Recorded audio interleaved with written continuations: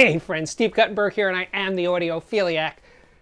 Are you a tweaker? Do you like tweaking with your system? Do you like cleaning contacts? Do you like using room treatments, digital processors, room correction systems, all kinds of stuff to change the sound to hopefully make it better? And I understand that. I've been there. I've done all those things. And it's interesting that at this stage of my audiophile life, I don't do any of those things. I don't even really own a record cleaning machine, which really bugs a lot of my friends. And yes, for really, really, really bad records, I give out my awful records to my friends who have machines to clean them. But for 99.9999999% of all of my LPs, I'm perfectly happy playing them as is. Or I wash them in my sink with distilled water. But I'm going to cover that in a future episode of the Audiophiliac Daily Show.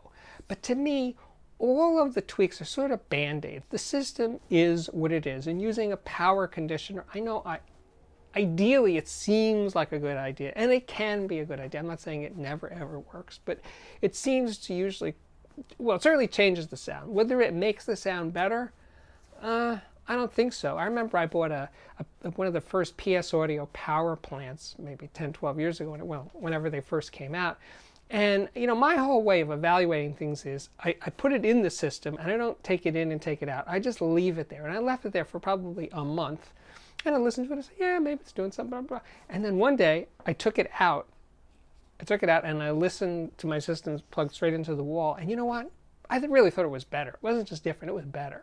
So I got rid of the PS power plant. But, same with room correction. I've reviewed some room correction systems actually now quite a few years ago. They definitely changed the sound. Yeah, it got boomy bass, and then you do the room correction, it tightens up the bass. Yeah, it's going to fix certain problems, but it's also going to create other problems. And it's the same thing that you can say, yeah, it's definitely working, but then when you take it away, most of the people that I've known, not just me with my own biases against room correction systems, but most of the people I know who have tried room correction systems rarely stay with them over the long term. I'm sure some of you have, and you can tell me all about how wonderful it's been, how life has been since you've got room correction, and you'd never live without it. And I'm sure that happens. I'm just saying, I've known a lot of people who've tried room correction, and usually they do better off without it. I mean, I went through a thing as a reviewer with the Audiophiliac room correction system that's in a lot of receivers, and I found it to be incredibly hit or miss. I mean, it was kind of like throwing darts at a wall. Sometimes it changed things a little bit. Sometimes it made things a lot worse, especially subwoofers. It was just like crank the hell out of subwoofers to an unbelievable degree. So they were essentially unlistenable with the Audiophiliac turned on. Audiophiliac, A-U-D-Y-S-S-E-Y. I think that's how you spell it. But anyway, I have my biases and I'm pretty upfront about them. But whatever works, works. I'm just saying it at the end of the day, I just want to play tunes. That's essentially my limitation here is all that other stuff is a distraction, takes up time, takes up energy. And at the end of the day, I own a hi-fi to play music on. My own hi-fi, not ones I'm reviewing.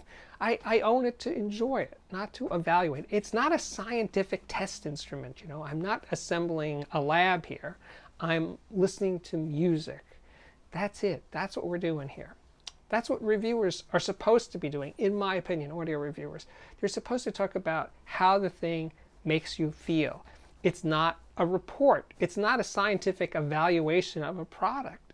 I mean, if you want to measure it, be my guest. What that proves in terms of whether product A actually sounds better than product B?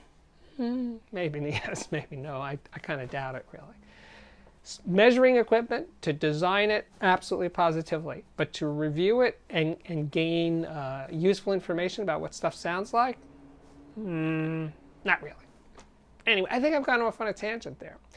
I'm supposed to be talking about tweaks, and I think that tweaks can be useful, but usually they're just a distraction.